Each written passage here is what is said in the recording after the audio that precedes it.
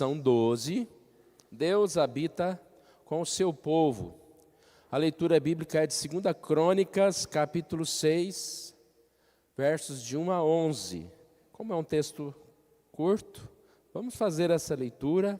É uma palavra de Salomão, falando a respeito do templo que estava ali sendo inaugurado. Então vamos ouvir a leitura. Então disse Salomão: o Senhor declarou que habitaria em nuvem espessa. Edifiquei uma casa para a tua morada, lugar para a tua terra, para a tua eterna habitação. Voltou então o rei o rosto e abençoou a toda a congregação de Israel, enquanto ela se mantinha em pé. E disse: bendito seja o Senhor, o Deus de Israel, que falou pessoalmente a Davi, meu pai, e pelo seu poder o cumpriu, dizendo: desde o dia em que eu tirei o meu povo da terra do Egito, não escolhi cidade alguma de todas as tribos de Israel para edificar uma casa, a fim de ali estabelecer o meu nome. Nem escolhi homem algum para chefe do meu povo de Israel, mas escolhi Jerusalém para que ali seja estabelecido o meu nome, e escolhi a Davi para chefe do meu povo de Israel. Também Davi, meu pai, propusera em seu coração o edificar uma casa ao nome do Senhor, o Deus de Israel. Porém, o Senhor disse a Davi, meu pai, já que desejasse edificar uma casa ao meu nome, bem fizeste em o resolver em teu coração. Todavia, tu não edificarás a casa, porém seu filho, que descenderá de ti, ele a edificará ao meu nome.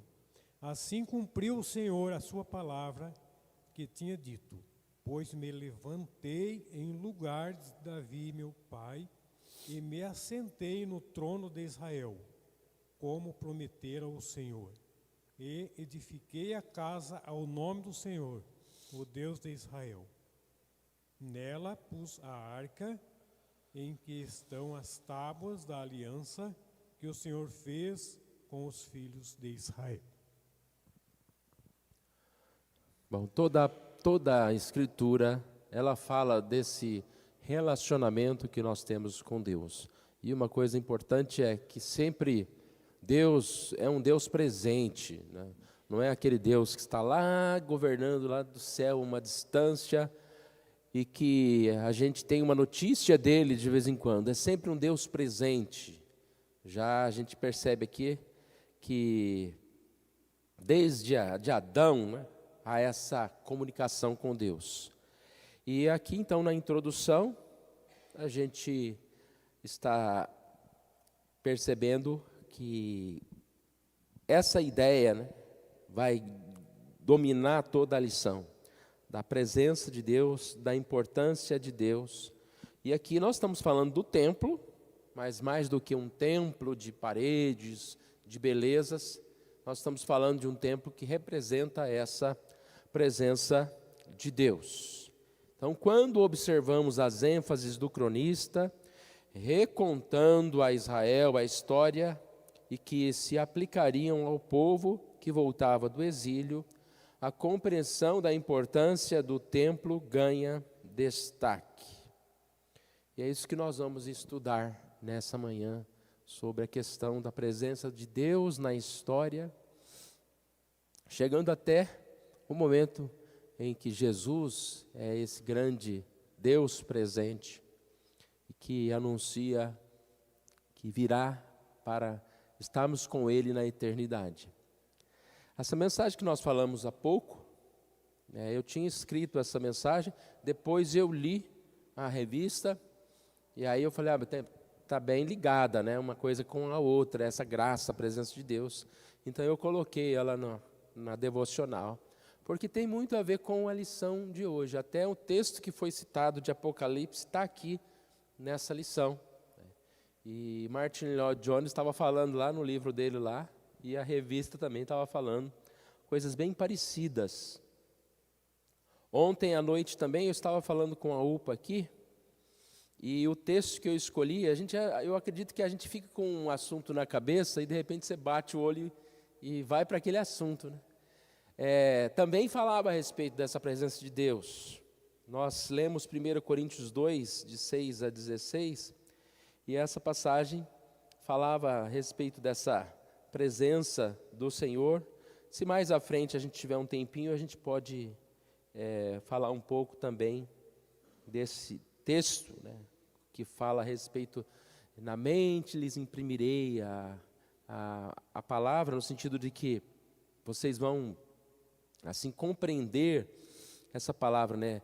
Vocês têm a mente de Cristo. Paulo fala, vocês têm a mente de Cristo. Então, pelo Espírito Santo, nós temos essa compreensão, parecido com o que nós falamos também de Jeremias. Mas então vamos lá, ponto 1. Deus habita conosco.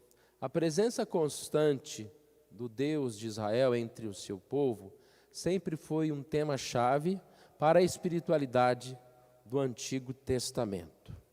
E nós falamos, né, a respeito de desde Adão, o andar com Deus, o estar na presença de Deus. Temos o exemplo aqui na revista de Enoque, que andou com Deus. Temos histórias de Abraão, um homem que também andou na presença de Deus, ouviu a Deus tão de forma próxima, né? E aqui faça uma comparação com os deuses pagãos.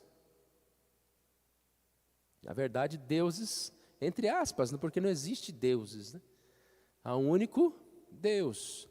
E há o inimigo, há esses falsos deuses. Então é completamente diferente o relacionamento de Deus para conosco do que o relacionamento destes deuses, aí chamados deuses. Ele coloca aqui na lição que esses deuses pagãos aqui, eles, para garantir, entre aspas, as bênçãos, a pessoa tem que ir lá no local, tem que ir lá se curvar àquele Deus específico. E o nosso Deus, ele é um Deus que, aonde nós estivermos, né, nós podemos sentir a sua presença. O nosso Deus, de maneira especial, ele cuida de nós, né, de estar conosco. E é muito interessante esse sentimento que nós temos, né, da presença de Deus, desde quando nós nascemos, desde pequeno. O homem, ele está ali, ele, em alguma situação, ele se curva, ele clama a Deus, né? E nós vamos aprendendo isso com o decorrer da história. Deus vai se revelando por intermédio da sua palavra, daquilo que nós estudamos, e esse é o nosso Deus, o Deus presente. Mas falando aqui da história, da lição especificamente, ele vai falar sobre essa questão da arca, da construção do templo, da questão da história entre Davi e Salomão. Davi foi aquele que preparou todas as coisas, Salomão foi aquele que deu a finalidade, né, na construção do templo. Então, falando a respeito disso, sempre com esse foco, a presença de Deus em todo o tempo, né? Ainda no ponto 1, o Deus de Israel, porém, né, contrário aos deuses falsos, ensina que toda a terra é o lugar de sua habitação e que podemos encontrá-lo onde quer que estivermos. Essa presença era para ser vivida pela fé, obviamente, pela fé. Então, nosso Deus é um Deus que se encontra em todo lugar.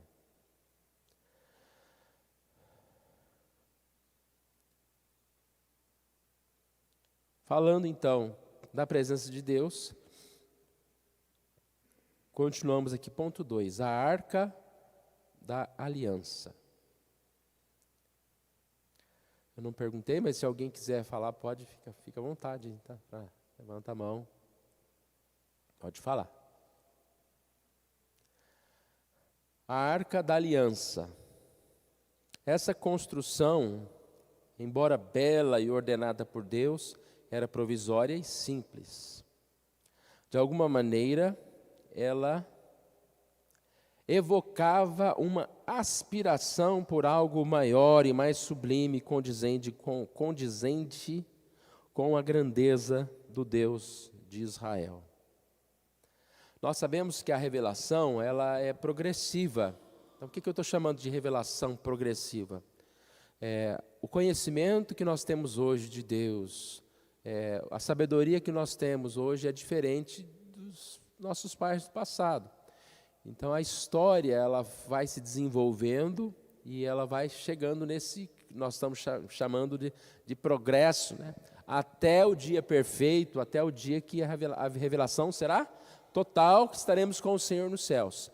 Então, falando um pouquinho para trás aqui, chegando nesse momento da Arca da Aliança, aqui diz que Deus deu a lei a Moisés e o povo deveria entregar ofertas e eles construíram esse santuário. E lá diz, para que eu possa habitar no meio deles. Então, era uma forma que Deus assim preparou para aquele povo naquela época específica, que eles pudessem sentir a presença de Deus. Diferente de hoje, no nosso tempo, que nós temos a presença de Deus no nosso coração, por intermédio do Espírito Santo, aqui fala de um povo que estava também participando dessa presença de Deus, também participava, mas aqui falava sobre alguém um Deus que estava habitando no meio deles por intermédio dessa Arca da Aliança. Então, a Arca da Aliança contaria com um propiciatório, simbolizando a presença contínua de Deus com seu povo e um meio de revelar-se a Moisés. Aqui há, então, um resumo, né? A gente estudou isso em outras lições, sobre a arca, sobre o propiciatório, sobre o sacerdote, o sumo sacerdote. E diz aqui o texto de Êxodo 25, 22, ali, virei a ti, e de cima do propiciatório, do meio de 2 querubins que estão sobre a arca do testemunho, falarei contigo acerca de tudo o que eu te ordenar para os filhos de Israel. Então, é o pacto, né, de Deus para com o seu povo. Essa arca representa essa união, mas percebe que mais do que a importância do objeto, da arca, das coisas, é a presença, a palavra. Eu vou falar com vocês, eu vou ordenar, eu vou guiar vocês. A presença de Deus, como nós falamos na devocional, ela tem esse lado de instrução para nós, né? Vocês vão conhecer a minha vontade. É uma intimidade para que nós possamos ter entendimento de Deus, da vontade de Deus. E é um privilégio nós termos a lei de Deus, nós temos esse conhecimento de Deus, porque a lei é perfeita, porque a lei faz o bem, andar nos caminhos de Deus é a melhor coisa que nós temos e podemos ter, né, para a nossa vida. E também a presença de Deus está significando sempre a salvação, o perdão para os nossos pecados.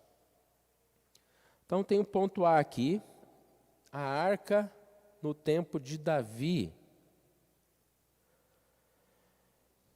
Certamente, para o cronista, a parte mais extraordinária do reino de Davi não foram as conquistas bélicas, mas sua dedicação e interesse em fazer uma casa para a habitação de Deus. O que o autor da lição está mostrando, ele já repetiu isso desde lá do começo, é que o texto que nós lemos, as crônicas, é como se fosse um resumo de uma história. E quando você vai escrever um resumo, você coloca o quê? Você coloca as partes mais importantes.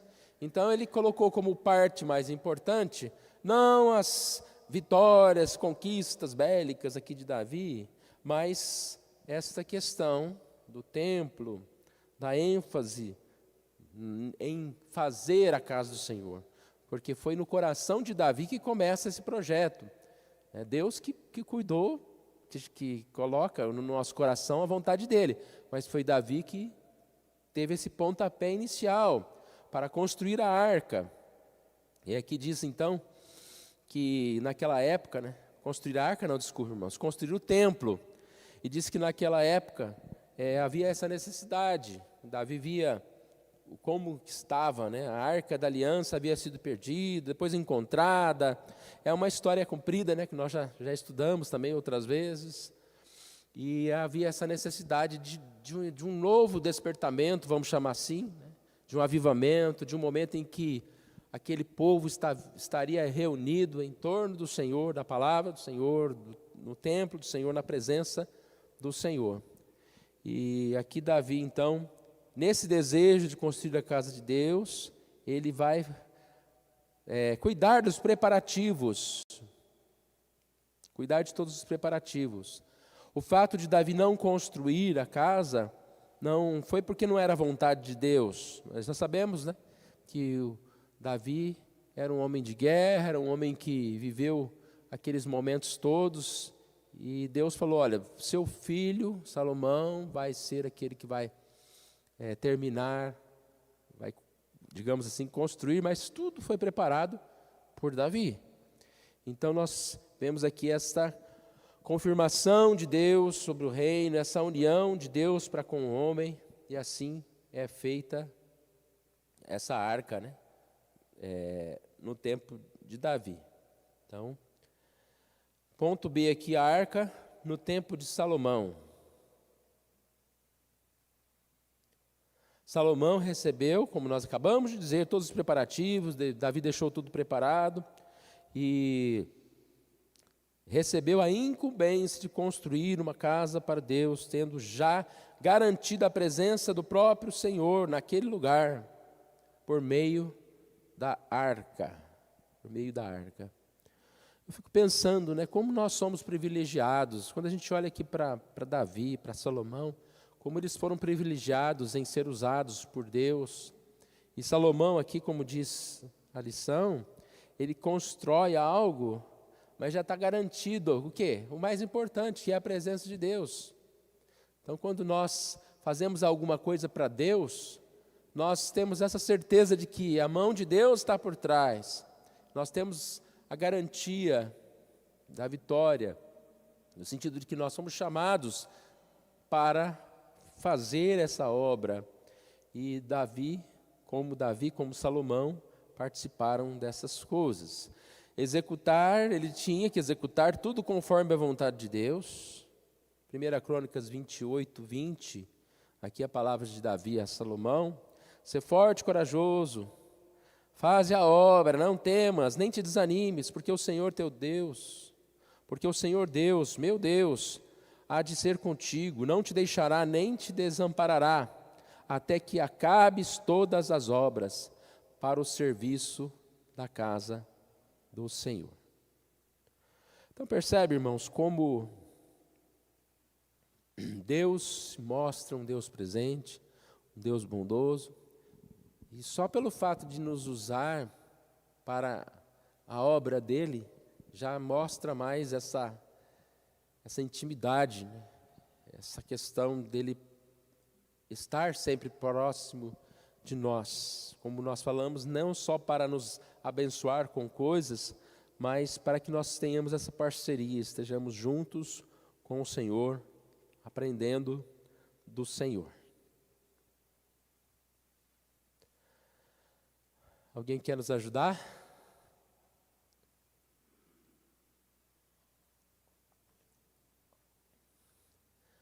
O Bed.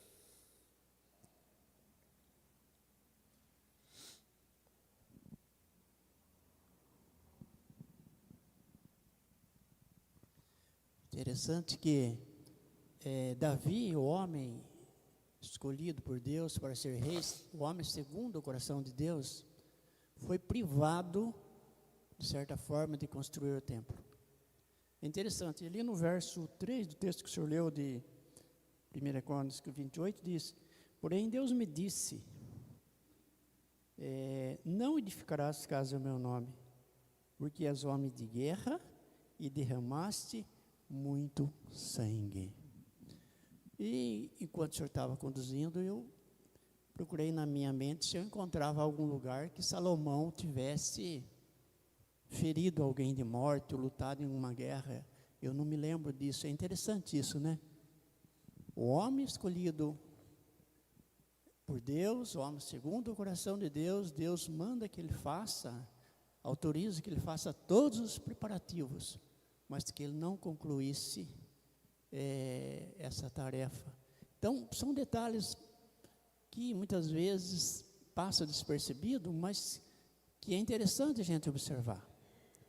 Deus escolheu depois o Salomão, um homem diferente, mas segundo os seus propósitos, que não pode esquecer nunca. E tem mais um texto aqui no final do primeiro tópico, eu acho, que fala que essa ideia ou essa crença da presença de Deus ali na arca era para ser vivida pela fé.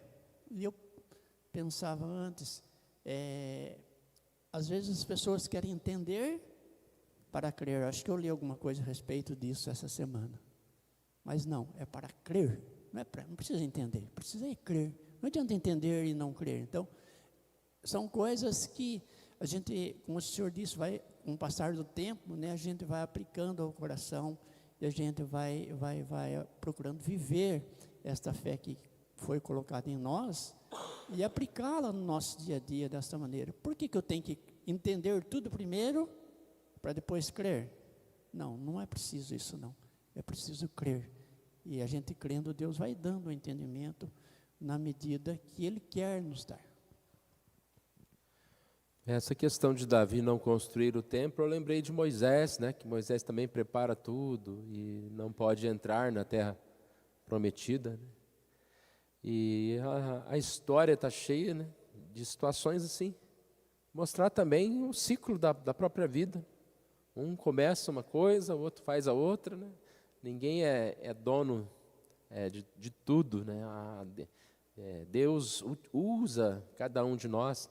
E eu fiquei bem impressionado mesmo, não sei se eu consigo expressar, mas com essa ideia, né? Imagina Salomão, que privilégio que é esse de Salomão, né? Então, de construir e de estar ali inaugurando aquele templo, né? Já, como diz aqui a lição, com a presença de Deus já garantida, né? Ele não tinha que fazer nada, ele tinha que seguir as ordens lá de Deus e construir templo. É interessante ainda que quando se fala de Salomão, fala do templo, uma grande coisa, mas ele só construiu. Deus tinha dado todos já os detalhes a Davi. Deus tinha dado condições a Davi de juntar todos os materiais suficientes. E volta ainda a falar de Davi, que a preocupação de Davi com a centralidade da presença de Deus na vida daquele povo, é aquilo que o senhor disse de início, a centralidade de Deus nas nossas vidas, no nosso coração. É bastante comovente, é bastante instrutivo essa colocação. E esse tema assim, é muito abrangente mesmo, em relação ao fazer para Deus, ao cumprir o propósito de Deus, né? Porque a história enumera homens, entre aspas, né? Calvino, não sei quem, o presidente tal, né? Estou falando de igreja, tá? Mas nós sabemos que por trás de um Calvino existe toda uma história, outros reformadores que estavam ali. Eu estou lendo um livro que fala sobre antes da reforma, né? A história não depende de um homem, depende de Deus. E Deus levanta aquele homem, né, no momento certo, né? E assim vai modificando as coisas e trazendo, né, cada um de nós com uma função específica. Por isso nós nunca podemos nos vangloriar de nada, né, que nós fazemos, porque não somos nós, né? Tudo vem de Deus, e até o que a gente, entre aspas, o que a gente faz, a gente depende dos outros, ninguém faz nada sozinho, né? Depende de um grupo, depende das pessoas que estão ali, talvez sem nome, mas estão ali cumprindo a função nesse caso. Vamos para o ponto 3, então.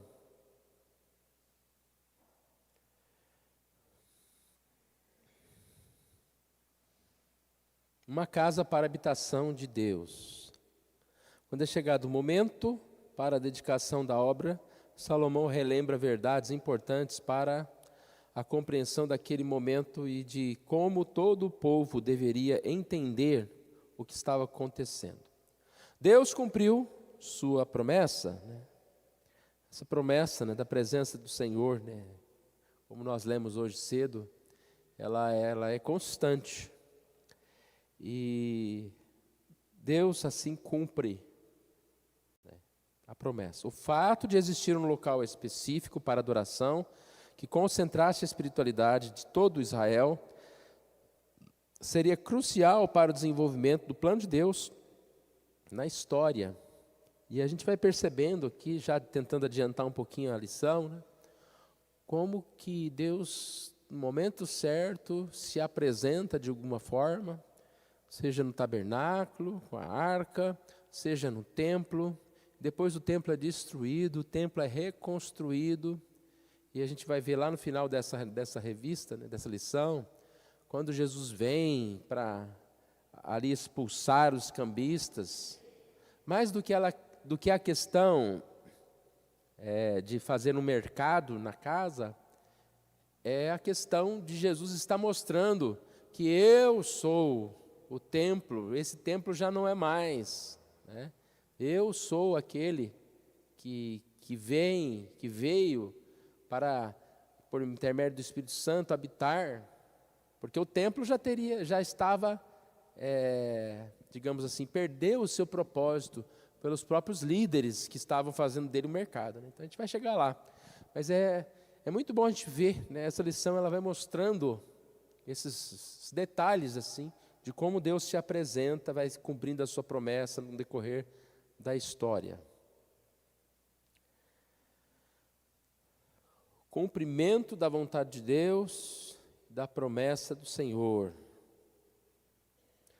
Desde Deus tirando o povo do Egito, e agora trazendo-os a esse templo, né, momento de estarem juntos. E hoje nós temos a igreja, né, quando nós nos reunimos também, para assim estarmos na presença do Senhor, cumprindo esse propósito de Deus. Ponto alto de todo o cumprimento estava sendo visto quando Salomão edificava o templo. Ponto B, intento e execução. Esse aqui nós já falamos, né, um pouco, é uma repetição, dizendo que Davi desejou construir, e não que Deus não queria que ele construísse, mas Deus não permitiu que ele construísse porque era Salomão, aquele que Deus queria e chamou para isso. 2 Crônicas 6:8, já que desejaste edificar uma casa ao meu nome, bem fizeste em o resolver em teu coração. Ou seja, era uma coisa boa, bem fizeste, né? Os nossos planos, né? A gente tem muita dificuldade de encaixar os nossos planos ao propósito de Deus. Já pensou Davi? Falou, não, meu filho não, é eu que vou construir e pronto, né? Que negócio é esse? Por que o Senhor? Não tem lógica, não tem sentido, e muitas coisas para nós não tem sentido, mas nós percebemos que Deus vai falando conosco, olha, a sua intenção é muito boa, mas não vai ser dessa forma, ou não vai ser por você, e assim Deus vai dirigindo todas as coisas. Embora Davi tivesse planejado em seu coração realizar esta benfeitoria, Deus foi explícito em mostrar que a Salomão foi concedido esse privilégio e responsabilidade. Ponto C, continuação da aliança. Davi e Salomão não tinham interesse em se tornarem precursores de uma nova adoração em Israel ou de romper com os seus antepassados. Aqui a gente percebe essa ideia, né, de valorização de toda a história, de de como Deus age na história. E todos os momentos, né, Deus vai chamando e vai conduzindo o seu povo. Nós não podemos achar que hoje nós somos melhores do que os nossos pais, né, como tem muita igreja por aí, né? Não, agora nós encontramos a fórmula da adoração, né? Não, nós podemos e devemos ser verdadeiros adoradores, mas nós estamos dando uma sequência ao que já existe. E é realmente importante que isso seja aprimorado, que isso cresça, porque faz parte do avivamento, de nós estarmos mais próximos. Se você hoje não conhece mais a Bíblia do que você conhecia 10 anos atrás, alguma coisa está errada. Então, não é porque eu conheço mais hoje que eu vou desprezar aquele conhecimento que eu tinha.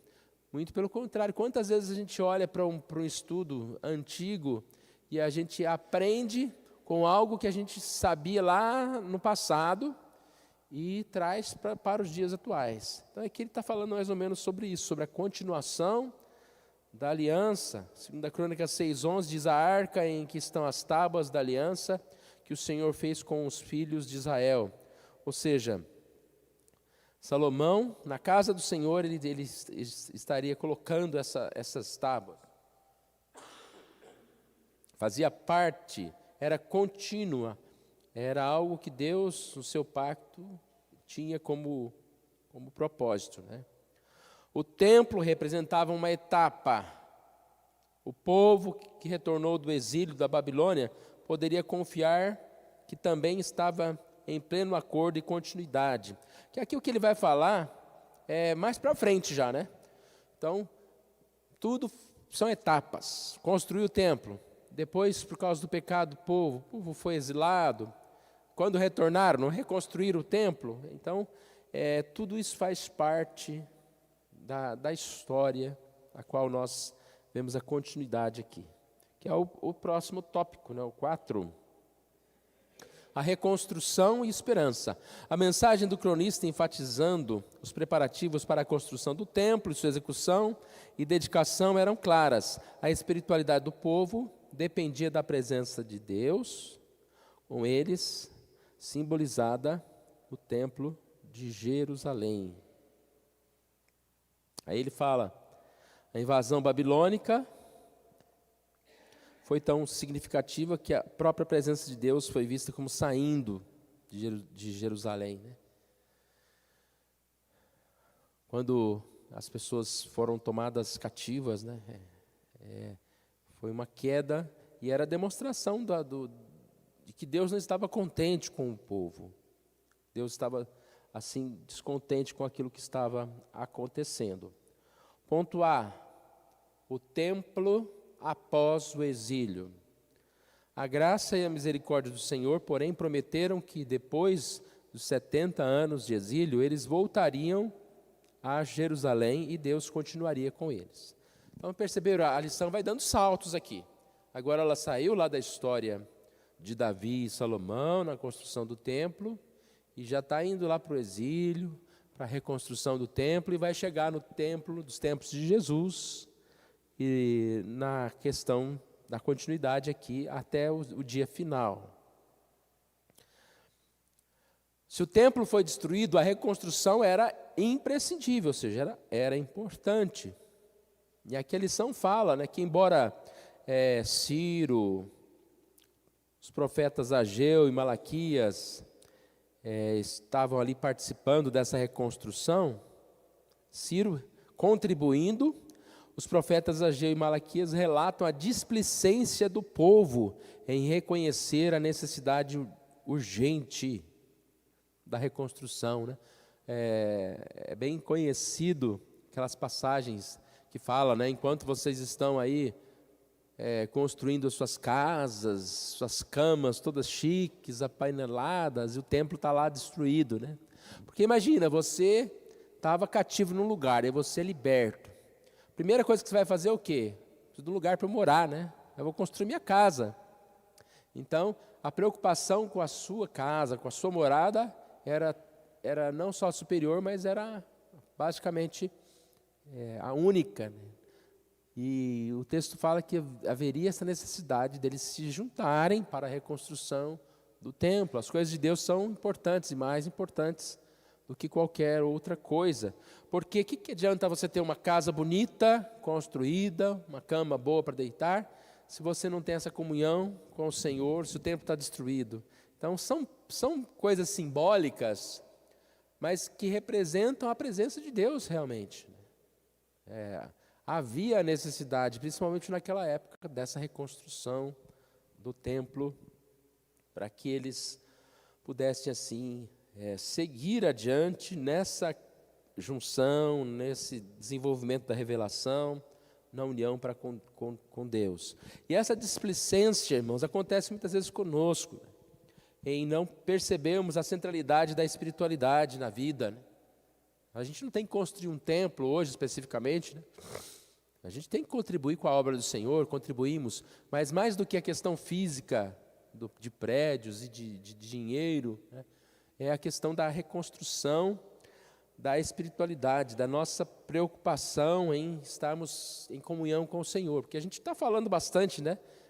Que Deus tem intimidade conosco, Deus fala conosco, mas se nós não buscarmos o Senhor, nós vamos daqui a pouco ser como que estranhos. Se nós não conversarmos com o Senhor, como nós vamos ter intimidade com alguém que nós não conversamos, com alguém que nós não buscamos? Então essa é uma questão principal. E o povo estava lá, né? Preocupado em reconstruir suas casas e não reconstruir o templo. Se alguém quiser ajudar, fica à vontade, irmãos. Estava voltando após 70 anos. Eu me lembro quando o povo saiu do Egito, em 40 anos, morreu toda aquela geração.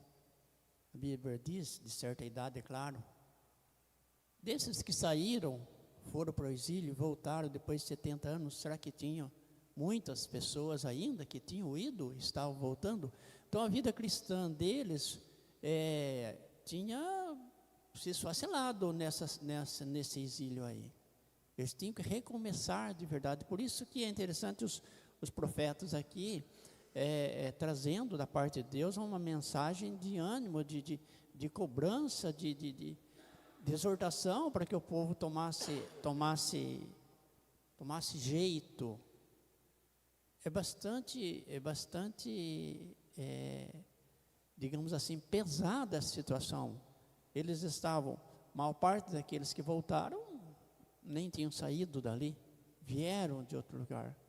E lá fora eles deviam ter aprendido muitas coisas diferentes. Como foi o povo quando foi para o Egito, né? Quando Jacó desceu para o Egito, quando saiu do Egito, o que aquele povo sabia?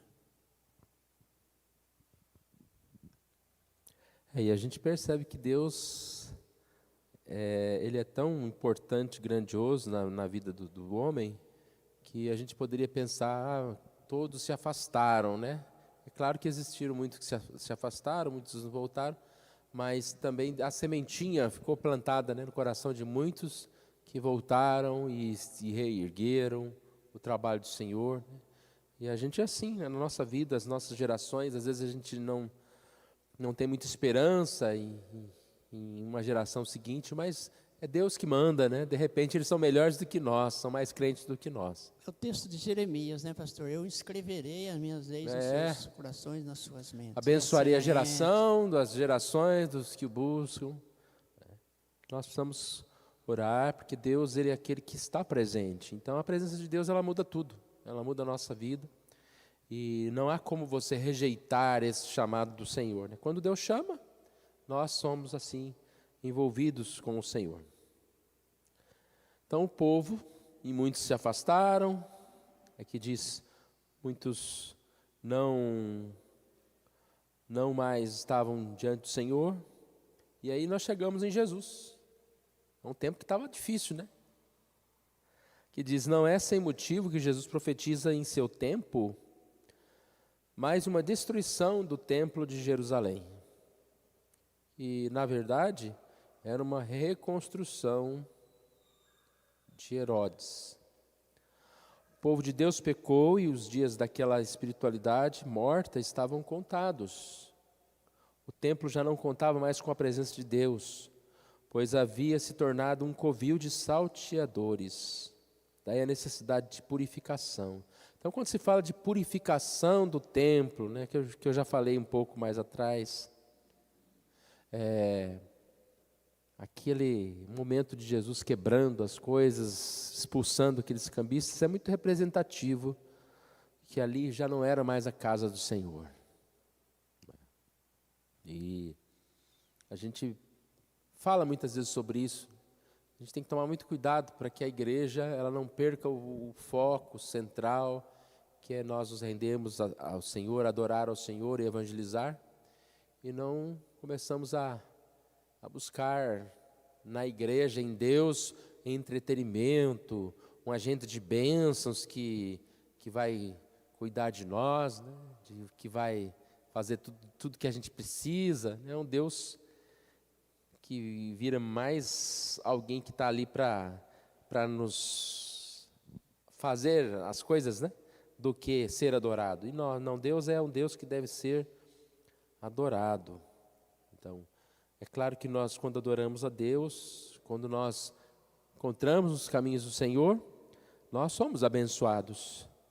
Mas quantos, né, estão ali tentando usufruir, tirar benefício das coisas de Deus e não servir, adorar a Deus.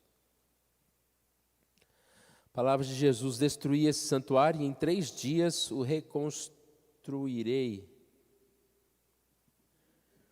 Que Jesus está falando sobre a sua morte e ressurreição, que aí não haveria mais o templo como símbolo da presença de Deus.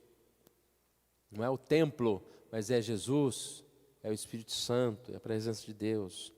O templo e todo o sistema cumpriram um propósito na história da redenção, mas após a ressurreição de Jesus perderam o seu sentido, porque foram cabalmente cumpridos nele todos os seus aspectos.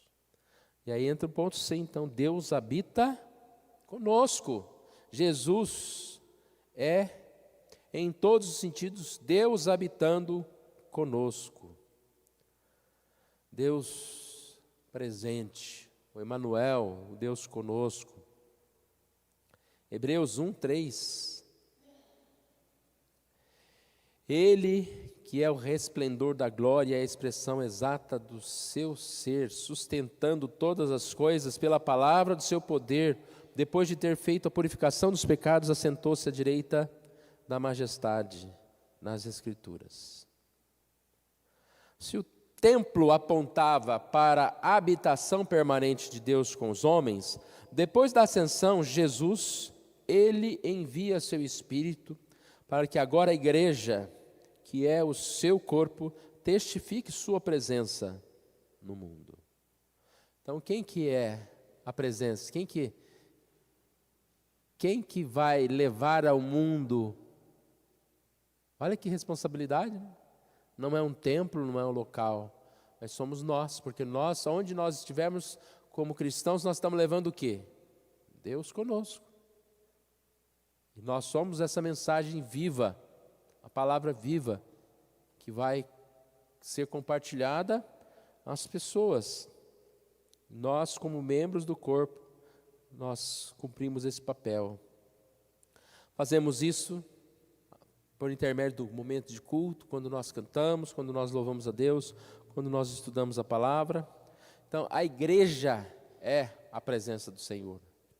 O templo, no sentido de casa, né, ele está como paredes, mas quando nós reunimos, nós somos a igreja. Por isso nós podemos reunir na quadra, nós podemos reunir aonde quer que nós estejamos. Como igreja reunidos, nós somos ali a voz de Deus, a mensagem de Deus. E não é porque nós somos importantes, é porque Deus fez assim. E nós, assim, nós podemos crer, confiar. Às vezes a gente não confia muito, né? Mas como que eu posso ser uma bênção na vida das pessoas? Mas você já é uma bênção na vida das pessoas. Só no fato de você ser um cristão, no fato de você estar buscando viver a palavra de Deus, você já é um exemplo para os outros. E a gente talvez nem sabe, né? E não é importante a gente saber, mas a gente tem sido bênção na vida de muita gente, mesmo sem perceber. Eis o tabernáculo de Deus, ó Apocalipse 21:3, falando do momento final, né? O que virá pela frente? Virá pela frente essa união completa. Deus habitará com eles e eles serão povos de Deus. E Deus mesmo estará com eles. Uma presença real, uma presença que é a presença nos céus. Estaremos com o Senhor. Nossa mente não consegue alcançar isso, mas nós cremos. De alguma forma nós vamos contemplar a presença do Senhor, porque é a palavra do Senhor, e a promessa vem do Senhor, né? Não é nós que queremos, porque nós estamos assim, pedindo, é o próprio Deus. É diferente quando você pede alguma coisa a alguém, quando alguém te oferece alguma coisa. Quando alguém te oferece alguma coisa, isso é algo especial, então é certo. É muito mais certo. E assim é a nossa vida com o Senhor. Estamos chegando ao final. Vou falar, Reginaldo? Fala.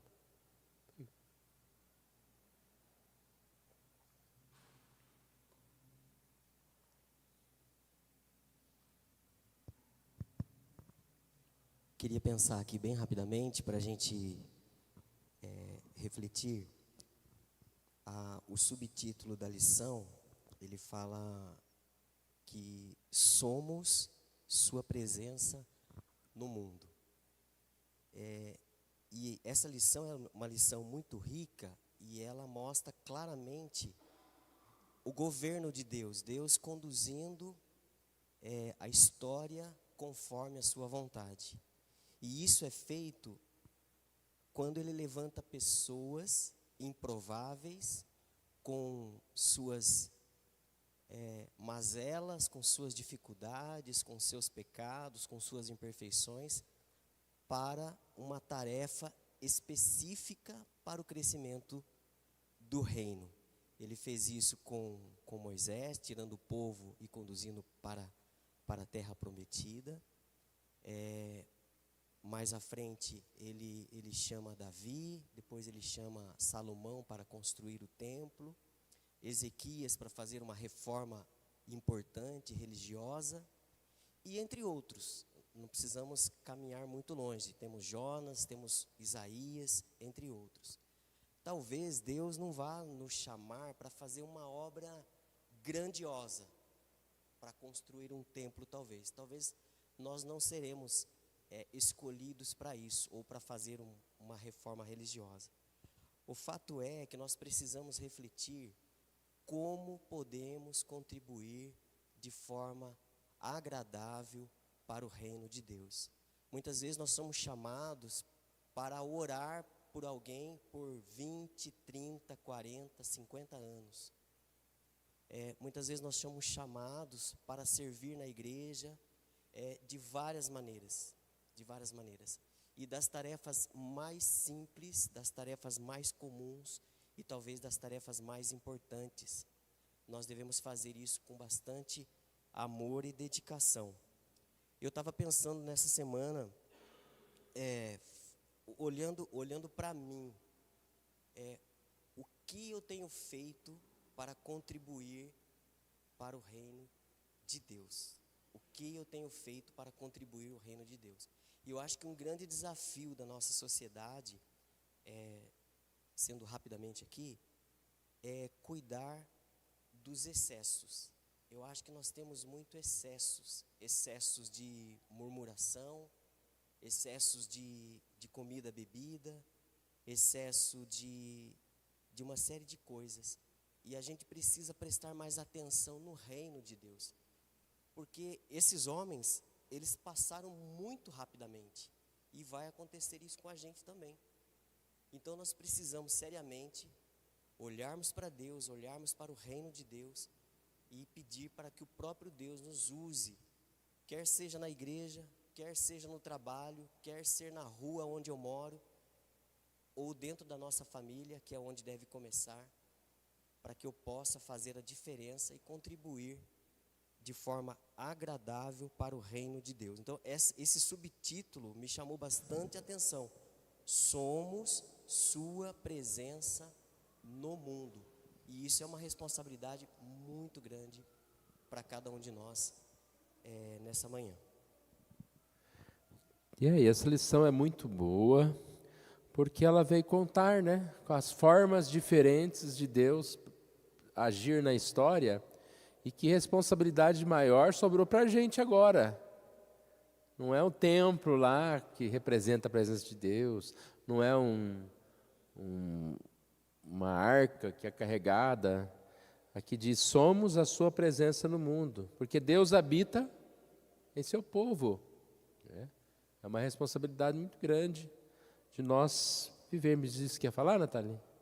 Não? É uma responsabilidade muito grande que nós temos.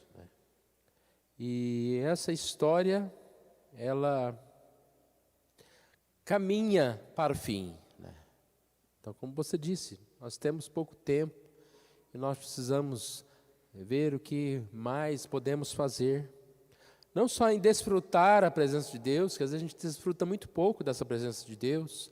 A gente está tão cheio de tribulações, preocupações no mundo, e não desfruta essa presença de Deus, como também não compartilha para outras pessoas. Então, aqui na conclusão, é falado meio que em resumo toda a lição. O templo representava a presença de Deus. Após a ressurreição, Deus habita conosco, no seu Espírito. Cristo quer que nós sejamos a presença no mundo. Como membros do corpo de Cristo, sejam sua presença no mundo. É nós como igreja. E que assim nós possamos pensar mais e mais nesse tema, né? Deus não nos deixa sós. Às vezes a gente tem um sentimento de solidão, de abandono, mas nós temos tudo que nós precisamos. Deus nos dá. E nós precisamos, assim, pela fé, nos fortalecer mais. Deus abençoe, irmãos. Encerrada-se a nossa lição. Temos a lição 13.